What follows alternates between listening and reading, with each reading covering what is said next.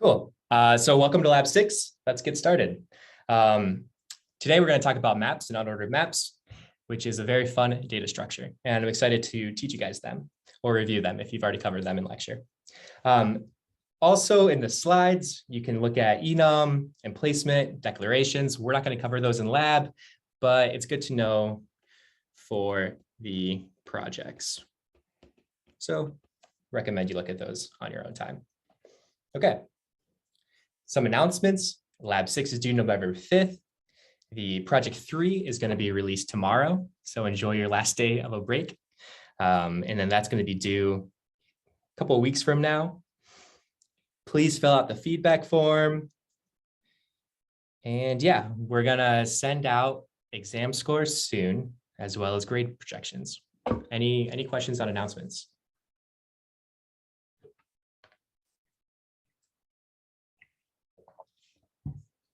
Okay. Maps and sets. All right. So do you guys remember is anagram from the project, from lab handwrittens? And anybody want to share how they solved that?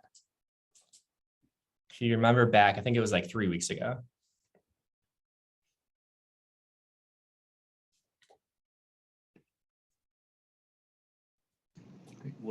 Is anagram the one with the curly braces and stuff? Is anagram was the one when you had like two strings and you had to say if they had the same frequency of characters. You remember that?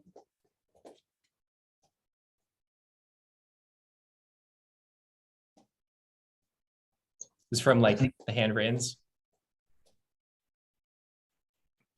Yeah, I think, well, I don't know about everybody else, but I solved it by making an array for of size 256 for the ASCII characters, and then tracking the frequency of each one of those and comparing if they were the same for each string. Yeah, exactly. So you declared a vector, and you could do that because you had this sample size. In your case, you said 256 ASCII, which would be fine. I mean, you could reduce that a little more, I think, because we said only lowercase characters, lowercase alphabetical letters. But 256 is fine too. And that worked. So I think we have a solution here, kind of like what you said, where you declare a vector, then you do some for loops, and you iterate through that and populate the vector depending on the frequency of the characters. But, you know, that only had like 26 possible characters, or in your case, 256.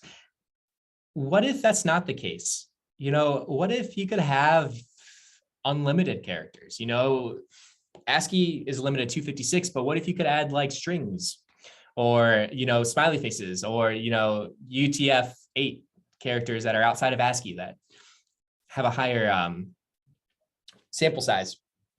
Then what can you do? You know, when you have, you know, this unlimited pool of possible characters, you can't use a vector anymore because it's not limited for the possible characters. And then how would you index? So that's where we talk about maps. So for that last problem, you know, if you have this unordered map with a key and value pair, where your key is a letter and your value is the frequency of that letter, then you're no longer restricted to, you know, 26 letters or all the ASCII characters. Okay, and let's go into another example too. So let's say that you have to store the names of every student in 281. And every student has a unique ID from 0 to 750. And you want to query the students by ID, query by ID. An O of 1 time. Anyone have any suggestions how to do this?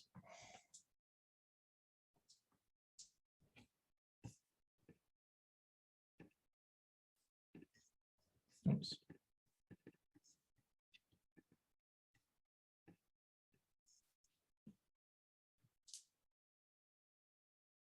Kind of a trick question too, because we just talked about unordered maps, but do you need one in this situation? I don't think you need one because you have the range, right? Yeah. And what can we do with that range? You could just make a vector of size 750. Yeah. And then inside that vector, do what? Store the names of each student. Exactly. So since we know that each student has this unique ID, our index into the vector could be the unique ID, and then the value at that index in the vector could be the student's information. Perfect. But let's say that instead of having this unique ID for each student, you want to query by their unique name in O of 1 time. Now what do we have to do? Does the previous solution work anymore?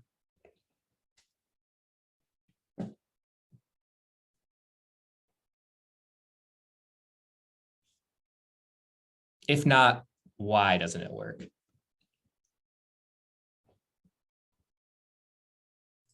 It doesn't because, like you said previously, if there would be like infinite like things that it could be. Exactly. You know, if we think about unique names, I don't know, maybe like 6 characters, 26, you're talking like billions of combinations for possible unique names. So if you were like, okay, let's declare this vector of 6 billion, and you know, that's just not realistic anymore. We don't have this small limited sample. So in this case, it doesn't really make sense. We want to hash by a string. So how do we do that? Well, in this case, we would use an unordered map. And we could just say, you know, for this unordered map, our value is going to be whatever the student's information is, and the key to index into that value is going to be the unique name. Then, you know, the size of this data structure is relative to the number of students that we insert into it. You know, it's not going to be like 6 billion like the vector would be. And if unordered maps are still confusing, I guess one way to think about them is just like you give them a key and they return to you a value. So it's like a dictionary. You say, this is the key, give me the value. And then in the future, you give them a key, they give you the value. Okay, so kind of going off that example, you know, let's say that our student has some information to it. So we store that information in a student struct, such as the unique name, the full name, the grades. And then, like we said, we want to index by unique name. So that the key is going to be a string. We're going to give it the unique name, and it's going to give us the student information back, which is the struct student. Cool. This is how we would declare that unordered map with the key. And then here would be the value. And we're going to call it all students. So if we created a method where we wanted to get the student's full name, what we would do is we could index into our unordered map. And we'll talk about this in a second, but they're using the square brackets operator. So this returns a reference to the value. And then once you have this reference to the value, dot full name will get the student's name because the value is the student struct. Okay. Any questions on that?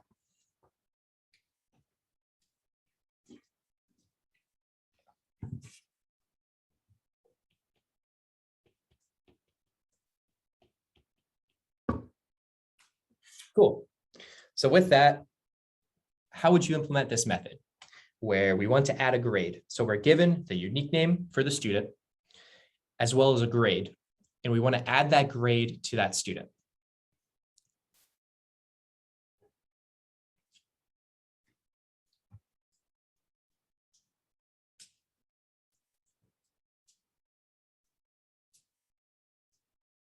And we don't have to return anything either. The function's void, so we just want to add the grade.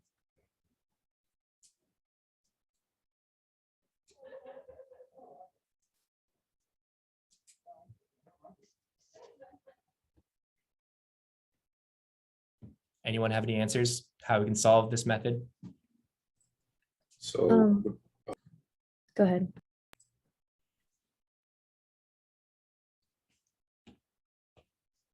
Would you do all students And then Mhm. square brackets unique name to find the student, and then dot grades to get the vector, and then dot pushback grade.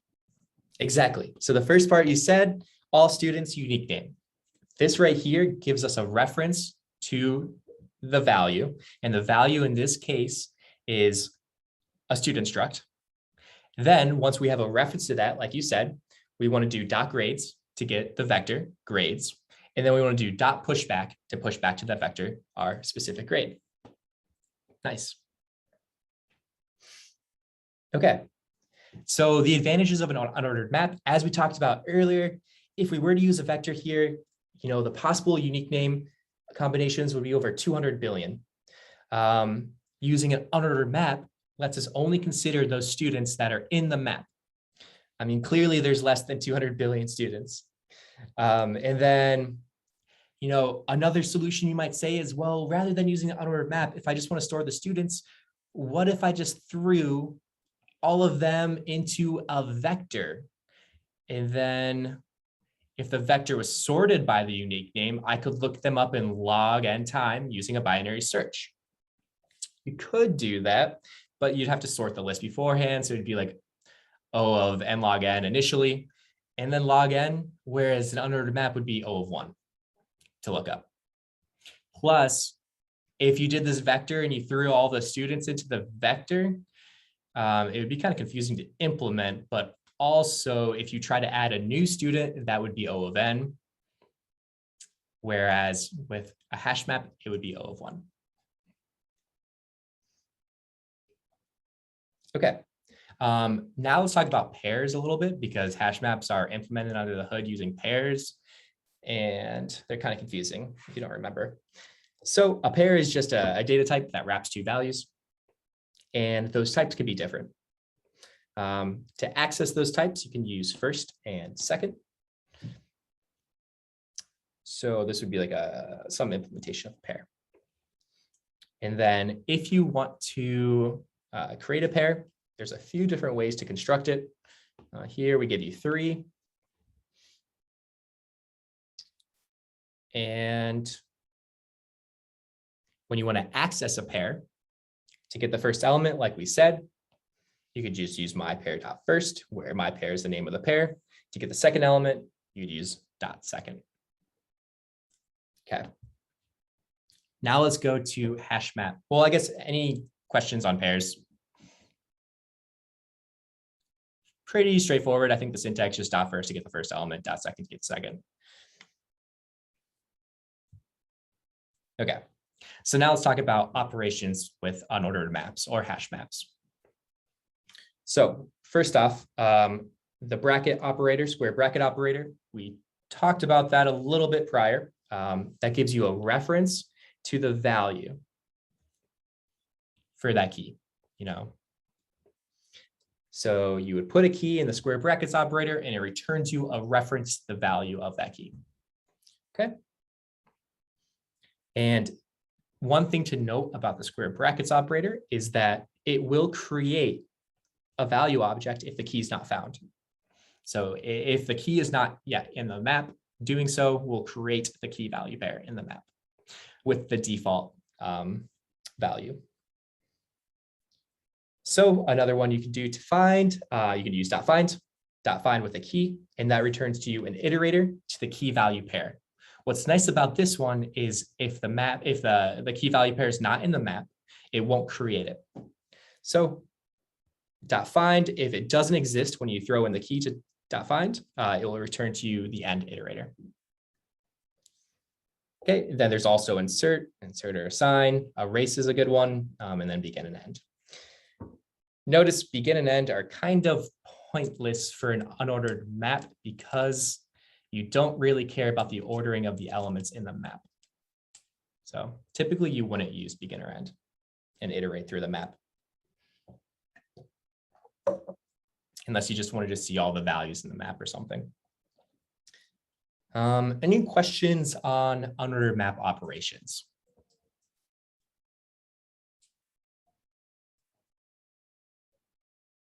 So in summary, when you're looking for items in the map or you want to reference items in the map, square brackets operator will create them if they weren't previously there, whereas .find will just return to you the end iterator if it wasn't previously there. Cool. Okay, so let's go through an example of this now. So we have a unordered map right here that maps name to favorite color. And then we throw into that unordered map a few key value pairs with Mr. Kevin and Paoletti. Okay. Then, we square brackets operator, Paoletti, it prints gray because the value of Paoletti is gray. Then we do size, it's 2 because, we previously threw 2 items into it. And now we see out favorite colors, nobody.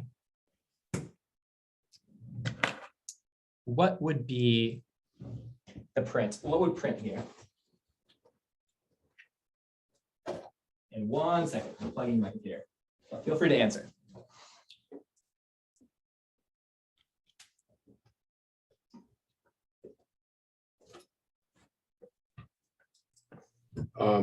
I know that it creates it, so but does it would it make the value just empty, like an empty string?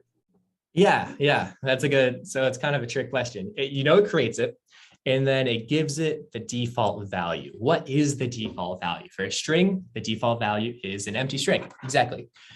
If it was an integer, the default value would be 0. Char would be empty. That's all I can think about off the top of my head. Bool, I think, is false. But yep, exactly, empty string. Okay, so the next question is, what if we do dot size now? What will this print? 3, exactly, because we just said that previously, using the square brackets operator on a key that didn't exist will create that key value pair. And now when we check out the size, it's going to give us 3. Nice. Okay, so now let's talk about common pitfalls of .find. So, and this is going to be very applicable in the project because your project 3 is going to be a lot of .finding and using unordered maps. So let's say that you want to check to see, you want to print out a value in the map. But if that value doesn't exist in the map, that key value pair doesn't exist, then you don't want to create it. So you just want to print it out if it exists. One way you could do that is you could use .find. You could say, okay, I'm going to check to see if it's already in the map. And the reason I'm going to do that is because I don't want to create it if it's not. If it doesn't give you the end iterator, then we know it's in the map. So we can say, hey, we found this and print it out, the value. And that looks fine. It works. We're only doing square brackets operator after we know that it already exists. So we're not going to create it if it doesn't exist prior. But, this does 2 hashes. It hashes into our map here. And then it hashes into the map here. And that's not free. We say it's O1 amortized, but it still work. And if you can avoid it, it's going to be a lot faster. So one way to do this without doing 2 hashes is you can save the iterator first. You can say, okay, I'm going to save this iterator at map.find. And now that I saved this iterator, that map.find returned, I check first to say, does this iterator point to end? If it doesn't, then we know the value exists and we can just print iter.second. Because if the value exists, then the iterator's second points to that value. With the .find, I'm not sure if I covered this. With the .find, what it does is it returns to you an iterator to the pair. So the iterator is pointing at, this pair of key value. So if we return iter.second, that's going to return to us the value. Any questions on this? So that second solution is just 1 hash rather than 2. And this is the stuff you're going to want to look at when you're like, why is my project going significantly over time? Okay. Another performance pitfall. So let's say that we have this map and the value is a struct of employees, and we want to change multiple member variables in that struct. So one way to do that, is to use the square brackets operator to index into that struct, square brackets dot salary dot title dot years working, and modify all of those. Obviously, this would not be efficient because this would be like 3 lookups or hashes. That's not free. You could do that in 1, like we said. Let me get rid of that by saving the iterator prior, then using the iterator second. And this is kind of confusing now because the iterator second doesn't just point to one, it points to a value, but the value is a struct. So you'd have to use the second dot salary, second dot title, second dot years working, and modify those. This is ideal because it's just 1 lookup. However, it looks pretty ugly, so we can make that prettier by just saving a reference to the employee struct. So we can refer to the struct and then we just modify that reference. And that's much more readable. Same performance though. Any questions on this?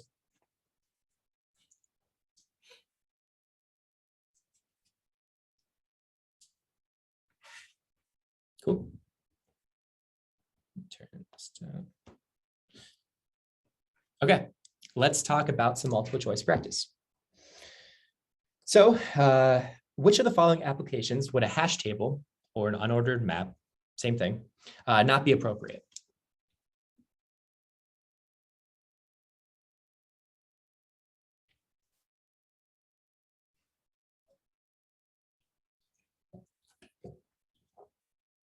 What about 1? Is it appropriate for printing out the elements in the sorted order? No. Why not? It's not sorted. It's not sorted, exactly. So we talk about hash maps and we say, these are so powerful, O of 1 lookup, O of 1 insert, O of 1 delete, amortize all of those. What do we sacrifice for that? Well, it's unordered. The elements there's no guarantee of the relation between elements in the container. So it would not be appropriate for 1. Storing passwords that can be looked up by unique name. Is it appropriate there? Yeah, you can index in by unique name. Returning a person's name given their phone number.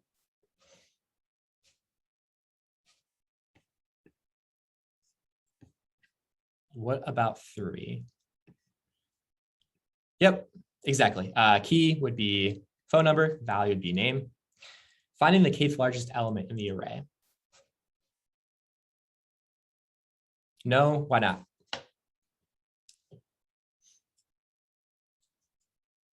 It's not sorted. Not sorted. Can you think of a data structure that would be really good for this? Maybe some PTSD from exam. Priority queue. Yeah, priority queue. And then index for an online book, the key would be the indexed or the online book and the value would be the index or vice versa. Easy peasy. Okay, another question, slightly more difficult. You're given 2 pairs, AB and CD. And you're said they're symmetric if B equals C and A equals D. Suppose you want to find all symmetric pairs in an array. And you know that the first element in the pairs is distinct. So if you're given this array of pairs here, the symmetric pairs are these 2 pairs and these 2 pairs. 11, 2 because it has a 2, 11, and 49, 38 because it has a 38, 49, essentially. So what's the average case complexity of accomplishing this task using the most efficient algorithm?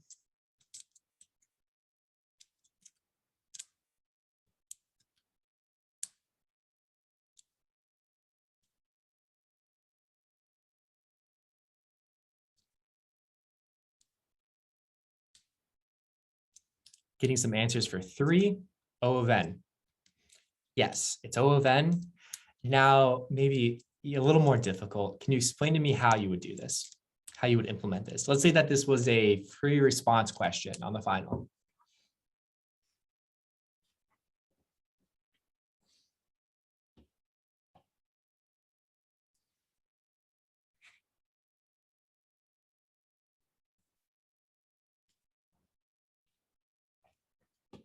a hint would be, this is pretty important right here. The first element in all of the pairs is distinct. I guess I was thinking you could put all the pairs into a hash table with like the first element being the key and the second being the value. And then you could iterate through the hash table and then say like if the first element is the same and if the second element is the same, then they're symmetric. Okay, I like the approach you're going to, but how would you iterate through the hash table and say if the first and second element is the same?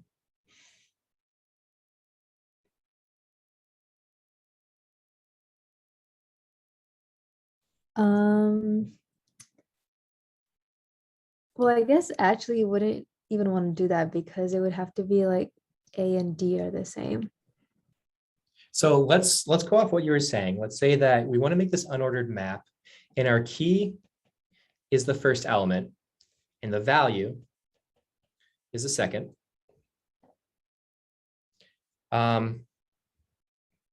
So if we had this unordered map, it would be like 14 maps to 23, 11 maps to 2, 52 maps to 83, ... This is what our map would look like, right? We did that information. Now what do we do? So, we have key value pairs where the key is the first value. The value is the second in the pair.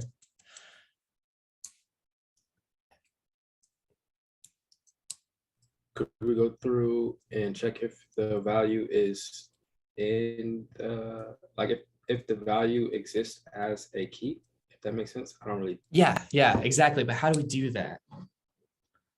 That I have no clue. So now that we have this information, that, this represents our key value pairs, where the key is the first element in these pairs, we can iterate through this vector again. And we can say, okay, I'm at 14, and obviously 14 maps to 23. But if I have a pair, then in my table, I should have 23 maps to 14, right? That should be filled in somewhere in my table. That should be my unordered map. So I can say, okay, let's imagine that I'm going to use my second element, as the key and see what the value at that key is. If it's 14, then I know I have a symmetric pair.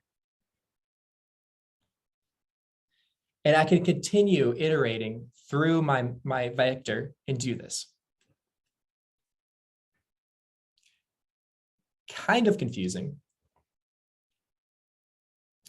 But we could do this because we know that the first element is distinct so that we're never going to overwrite pairs. Kind of makes sense. What do you guys think? Should I explain it again? Or do you have to think about it a little bit? Or is it good? So it's O of n instead of n squared because why? Because you said you're going through, aren't you technically going through twice? Or yeah, we are. Twice? So that's a good point. Let's talk about this. So we go through, we pass through the vector once and we populate our map. What's that going to be?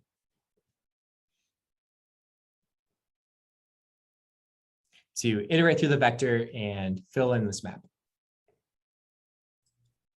I actually don't know the time complexity of that. Okay, yeah. So inserting into an unordered map is O of 1. So if we're iterating through this vector, it's going to be O of n times O of 1, which is O of n. Gotcha. So the first pass is O of n. Now we do a second pass and we just check values in our map. O of 1 to check values. Our second pass is O of n as well. But these passes are sequential, so it's O of n plus O of n.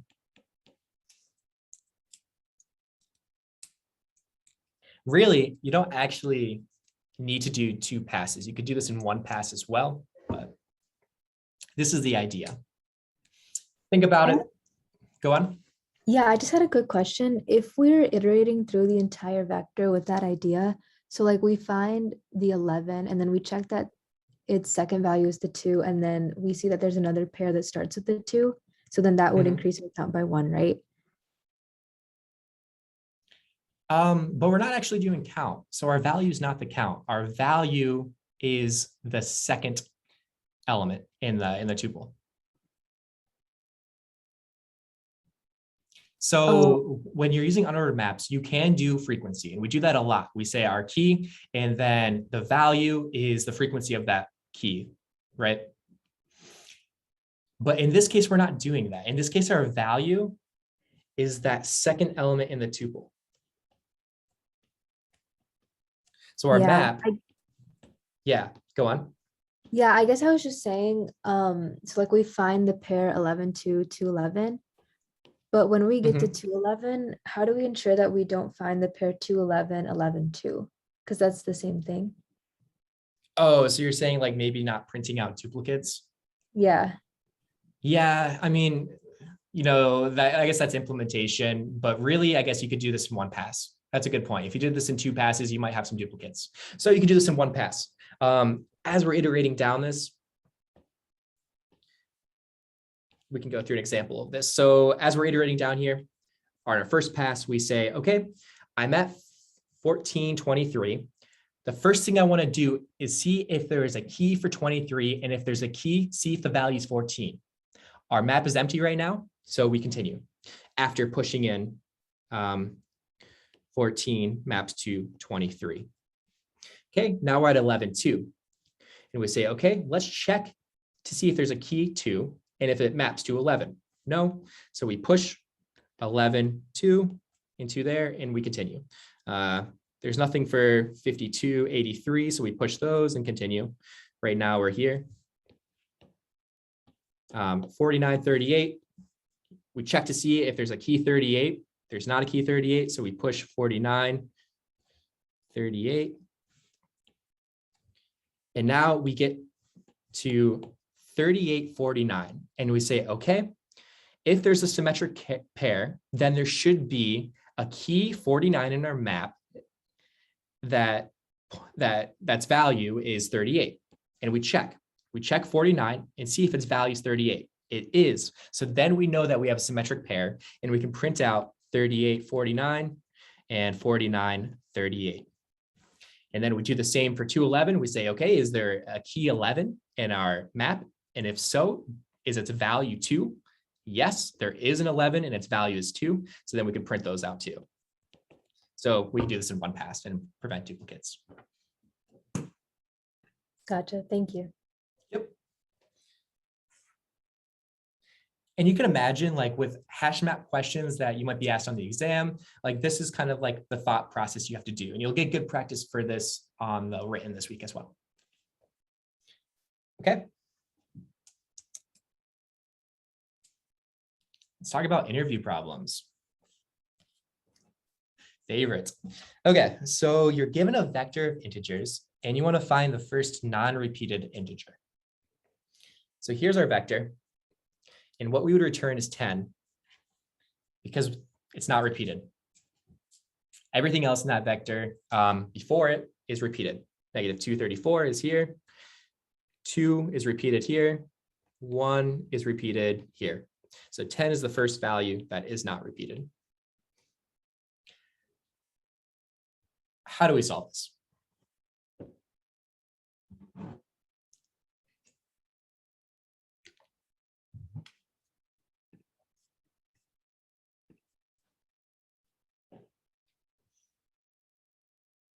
One thing to note, if there was a value after this that was not repeated, we wouldn't return that value. We'd still have to return 10 because it's the first one that isn't repeated. Oh, in this example, 72.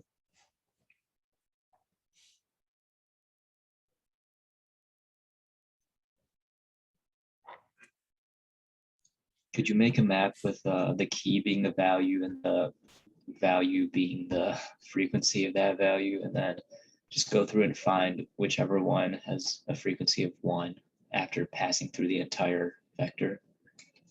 Whichever one has a frequency of 1, but you want to return the first that has a frequency of 1, right? Right, but when you insert into the Whoops. unordered map, it's in order, right? Of the Remember, the relation of elements in the unordered map, no guarantee. Okay. But you're on the right track. So let's do that. Let's say that we're going to use an unordered map.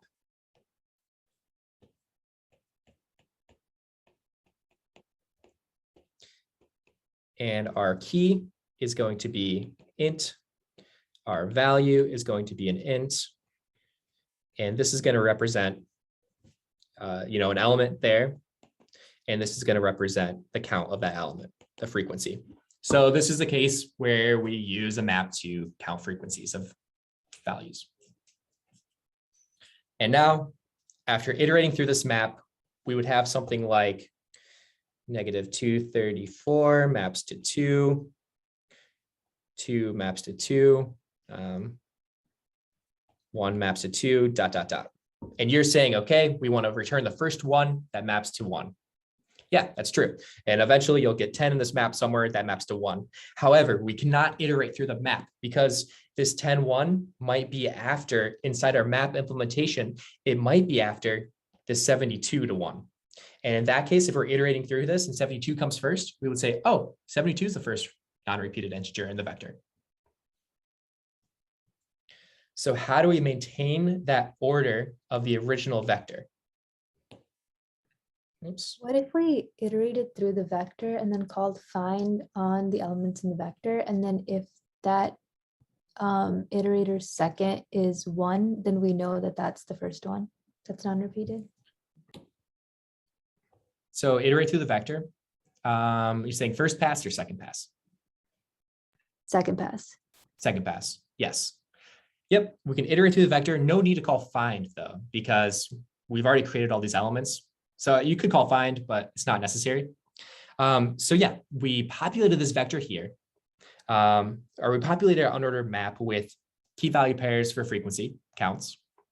And now you're saying we can go iterate through this vector again, and we can check all the keys. We check key -234 and see if that's 1.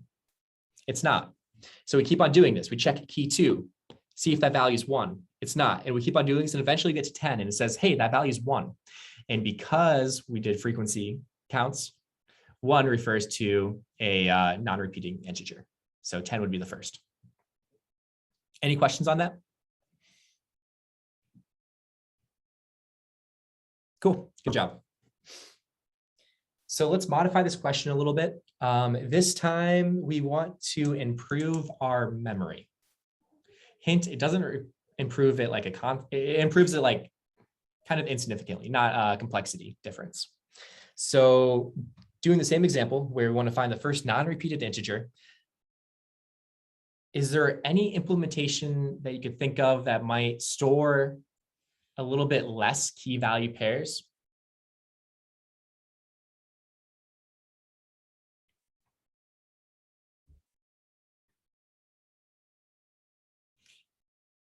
And this one will need to use the .find.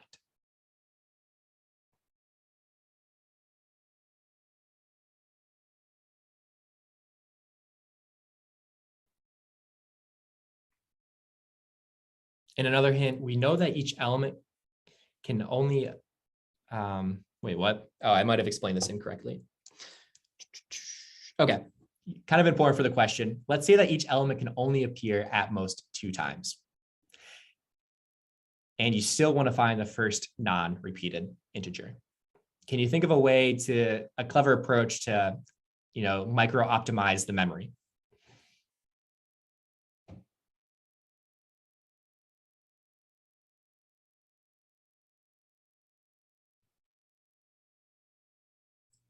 I have an idea, but I don't think it'll make a difference. Sure, yeah, let's hear it. When we're like putting things into the hash map or whatever, can we only put things like, never mind, I don't know. I was gonna say like, don't put things in there that are like, or take them out. Can you take things out of it? I don't know. Yeah, you could take things out. So when would you take things out? If they're repeated twice. Yeah, so you iterate through the map and you throw things into the map. And if that element is already in the map when you're trying to increase its frequency count or whatever, just delete it from the map.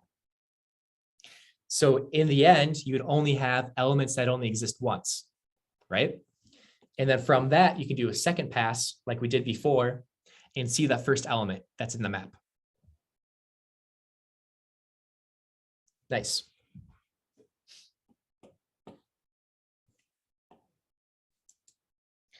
Obviously, it's still O of n, where O of n is the number of distinct values, like our elements that only have non-repeated integers would be the size of the map, but that's still O of n.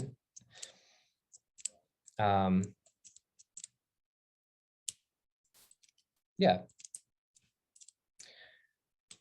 Okay, so it's kind of interesting in this example though, because we'll talk about that later. Okay, now let's do another question where we want to find the first repeated integer. So rather than the first non-repeated, we want to find the first repeated. In this case, we would give -234 because that is repeated.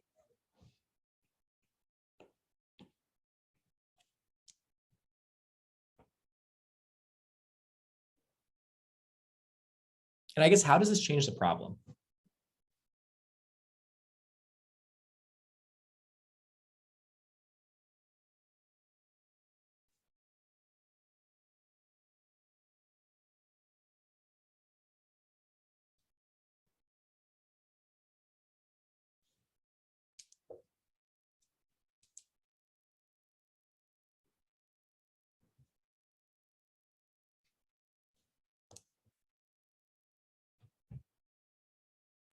Well, So at the worst case, right, you would only need one pass through the original vector, right? Because you would, as soon as you find one that already has the same, value as the key, you can just stop there. yeah, exactly. So before in the example, we had to do at least 2 passes because we had to do this first pass to populate our map. But here we only care about if we've seen it prior. So you're saying we only need to do 1 pass because at every element we can just check, have I already thrown this in the map? Have I already thrown this in the map? Have I already thrown this in the map? And you stop right here because this is the first time that you'd say yes, and then you can return. So this would change the problem, like you said, because it'd do 1 pass instead of 2.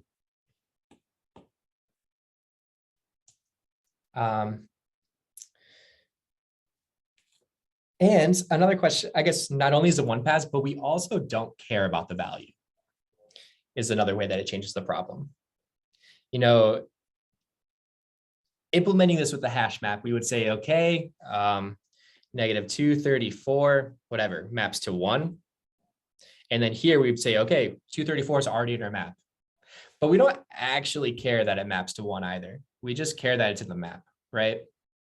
So you'll find sometimes when you're implementing problems using hash maps, you could be like, hey, I don't actually care of the value of this key. I just want to store keys and see if I have that key or not in the map.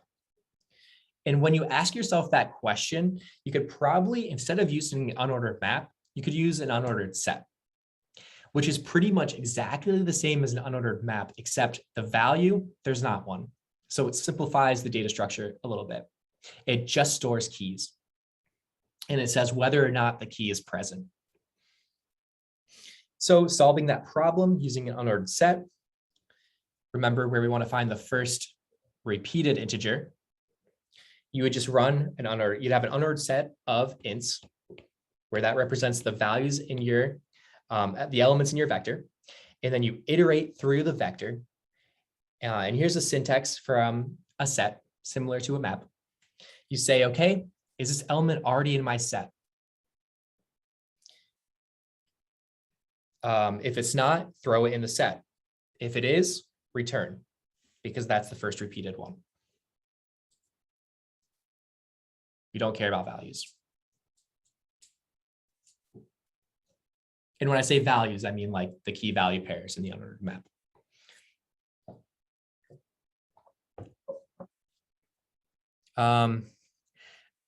Another, I guess this is unnecessary for syntax, but you can also use dot count.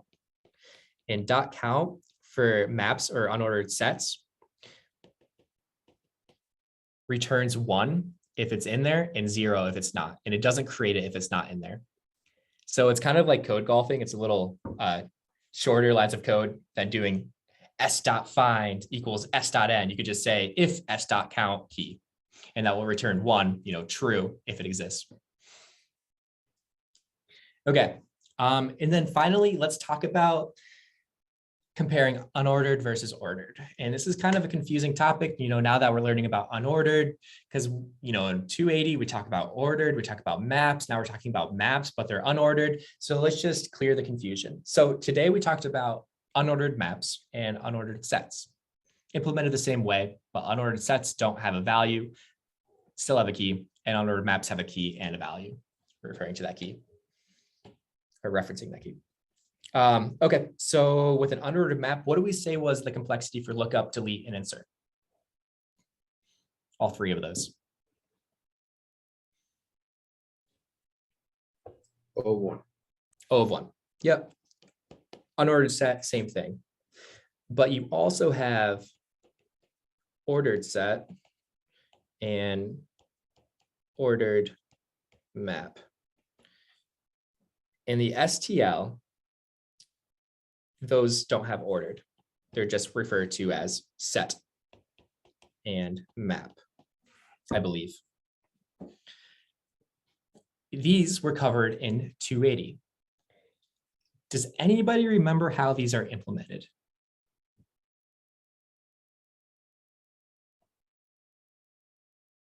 I think there's a project on it, at least maps. Binary tree. Yeah, so sets and maps are implemented with a binary tree where, you had binary tree where the nodes were key value pairs for map. So then what would be the lookup, deletion, and insert for sets and maps? Log. Yeah. O of log n, because they're balanced. I believe, yeah, they're balanced binary search trees. So then the question is, we just talked about this data structure that's so powerful, and sets and maps are log n. When would you prefer to use a set and a map? Well, remember, it's ordered. So you can iterate through the container and all of those keys are ordered. Whereas with an unordered map or an unordered set, if you iterate through the container, that's just telling you what's in the container. It's not giving you any ordering between those elements. So there still are applications where you might want things to be ordered and maybe you want to use a set, and your trade-off there is log n lookups, deletes, and inserts. So I guess long story short, unordered maps and sets are not always better. Oof. Okay. And one more interview question. And this is kind of like a fundamental coding question that's asked in interviews. And if you haven't seen it yet, I'm happy to be here for the first time you see it. It's called TwoSum. On LeetCode, it's question number 1. So you want to return the indices of 2 numbers that add up to target, given a vector. So here we have our vector nums and a target of 9. And the output are 2 indices, 0 and 3. And if you look at the vector, indices 0 and 3, index 0 and 3 have the values of 2 and 7. And the sum of those 2 values add up to 9. So that's why we returned it. Okay, and the second example, our target is 6. And our output is 0 and 1 because index 0 and 1 have the values 3 and 3. That's sum to 6. Let's assume that we're always going to have at least 2 indices that sum to a number. And we want to return any 2 indices that sum to our target. Any ideas how to solve this? And if you've already done it, maybe not share just so we don't give it away yet.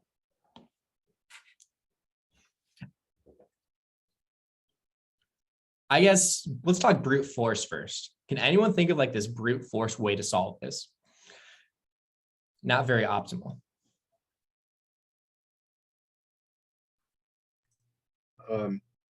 We could iterate through, and for each indice, we can see if there's a number or in a different indice that adds up to our target. Mm-hmm.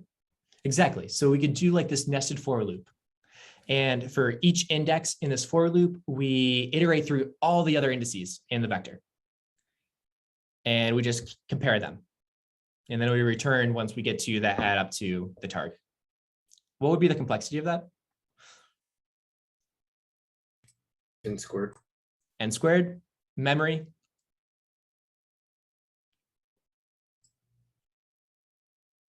I have no clue. O of 1, because we don't use any 1. additional memory, right? We're just iterating through the vector. So that's how we could do it. That's a good starting point. We can do this in O of n squared time and O of 1 memory. Nice. Can we optimize this? And typically by optimizing it, you're trading off some time. You're taking some memory to get some better time. So can we use some memory to decrease our time complexity here?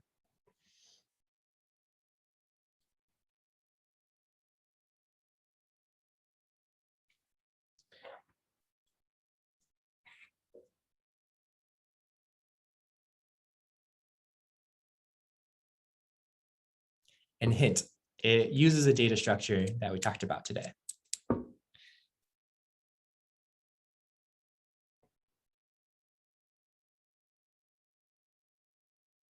And I guess when I'm approaching this, when I'm iterating through this vector and I'm looking at 2, how would I know if I have an answer? Like what information would I like to know? But just by looking at 2, if I have an answer or not.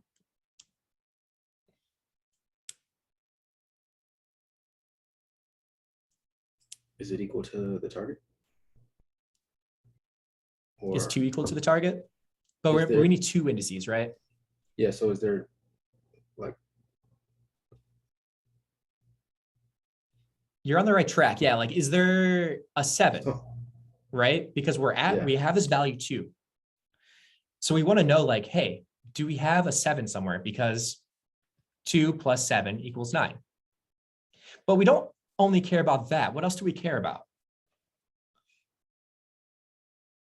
So we want to know if we have a 7 as well as what?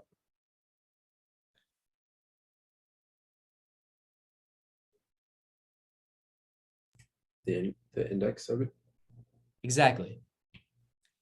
So just by looking at 2, if someone could tell me if there was a 7, and if there was a 7, what the index of 7 was, I would have an answer. When I'm looking at 15, if someone could tell me if there's a -8, and if there was a -8, the index of that -8, I would have an answer. When I'm looking at 11, and so on. So with that information, how do we get that? Could we like find like the target minus whatever the number we're at? Okay, and what about that? Like we use that as our key to...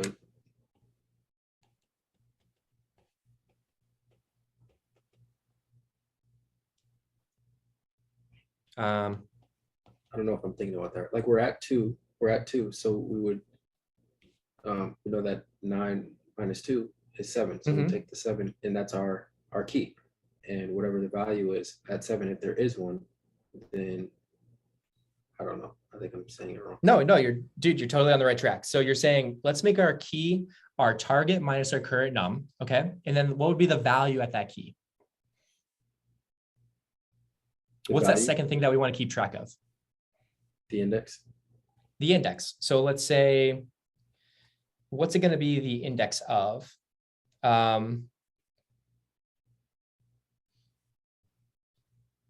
what index, I guess? Like the index of 7. That's 3. Index of 7. So you're saying we're at 2. And for our key, we're going to check if we have 7. And then if so, we're going to have its index. Okay.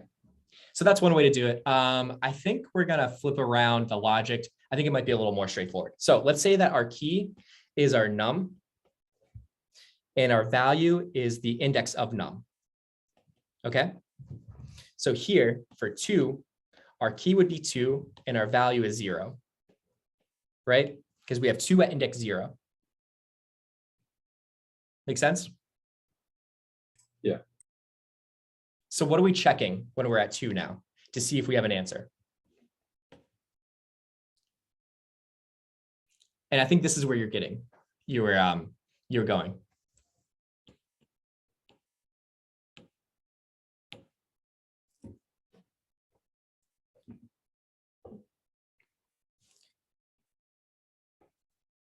So in our map, we're storing our value as the key, and the value of that key is the index of the value. I said that weird. We're just Go on. looking for 7, right? We're just looking for 7, which is the. So we're looking for 7. So how are we going to find 7? We're going to do, yep. Target minus num. Exactly. Yeah. Right. So we're going to check to see if target minus cur is currently in our map. And if it is, we're going to take that index. So I think we should implement this.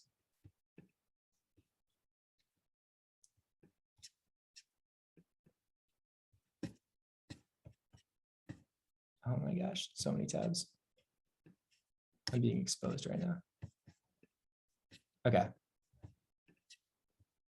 So we have this vector. ToSum, we're given a vector of integers and int target. So the first thing we're doing is we're going to declare our map. And we're saying that map is going to be int. Let's just call it m. Okay. And then what did we say? We're going to iterate through this map.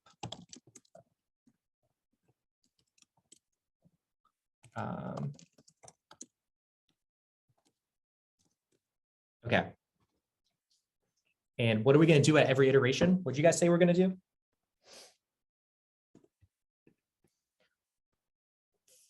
First thing we're going to do is we're going to check to see if we have an answer, right? So we're going to say auto iterator. We're going to get our iterator. We're going to say iterator equals m.find. And if we have an answer, we're going to say target minus nums I. That gives us our value at the current index. Okay, so target minus nums I. And then we're going to see if that iterator is pointing to anything.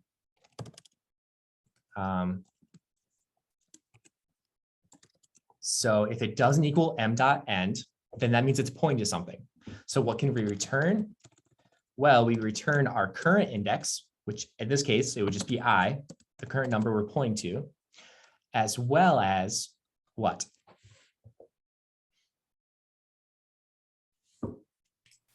The nums I, or sorry, the index of the, like the value. Exactly. So it'd be iter, because iter is the Iter pair. Second. Iter second. Return that.